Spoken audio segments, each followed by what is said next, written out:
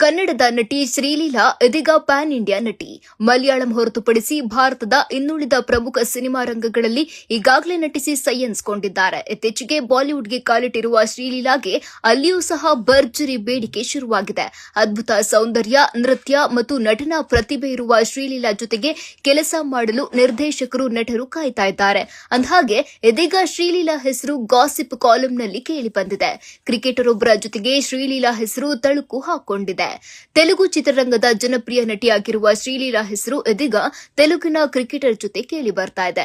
ಪ್ರಸ್ತುತ ಮುಂಬೈ ಇಂಡಿಯನ್ಸ್ ಪರ ಅದ್ದೂರಿ ಪ್ರದರ್ಶನ ತೋರ್ತಾ ಇರುವ ಕ್ರಿಕೆಟಿಗ ತಿಲಕ್ ವರ್ಮಾ ಜೊತೆಗೆ ಶ್ರೀಲೀಲಾ ಹೆಸರು ಕೇಳಿ ಬರ್ತಾ ಇದ್ದು, ಸಾಮಾಜಿಕ ಜಾಲತಾಣದಲ್ಲಿ ಏನೇನೋ ಥಿಯರಿಗಳು ಹರಿದಾಡ್ತಾ ಇದೆ. ಅಂದಹಾಗೆ ಈ ಸುದ್ದಿ ಶುರುವಾಗಲು ಕಾರಣವಾಗಿರುವುದು ಮುಂಬೈ ಇಂಡಿಯನ್ಸ್ನ ಒಂದು ಮ್ಯಾಚ್. ಮುಂಬೈ ಇಂಡಿಯನ್ಸ್ನ ಮ್ಯಾಚ್ ಒಂದರಲ್ಲಿ ಶ್ರೀಲೀಲಾ ತಾಯಿ ಪ್ಲೇಯರ್ಗಳ ಕುಟುಂಬದವರು ಕೂರುವ ಫ್ಯಾಮಿಲಿ ಬಾಕ್ಸ್ನಲ್ಲಿ ಕಾಣಿಸಿಕೊಂಡಿದ್ರು. ಅಲ್ಲಿಂದ ಈ ಸುದ್ದಿಗಳ ವರಾತ ಶುರುವಾಯಿತು. ಅಸಲಿಗೆ ಶ್ರೀಲೀಲಾ ಮತ್ತು ತಿಲಕ್ ವರ್ಮಾ ಒಟ್ಟಿಗೆ ಎಲ್ಲಿಯೂ ಕಾಣಿಸಿಕೊಂಡಿದ್ದೇ ಇಲ್ಲ. ಇಬ್ಬರಿಗೂ ಗೆಳೆತನ ಇದೆ ಎಂಬ ಬಗ್ಗೆ ಯಾವ ಸುಳಿವು ಸಹ ಇರಲಿಲ್ಲ. ಆದರೆ ಶ್ರೀಲೀಲಾರ ತಾಯಿ ಮುಂಬೈ ಫ್ಯಾಮಿಲಿ ಬಾಕ್ಸ್ನಲ್ಲಿ ಕಾಣಿಸಿಕೊಂಡ ಬಳಿಕ ಈ ಸುದ್ದಿ ಶುರುವಾಗಿದೆ.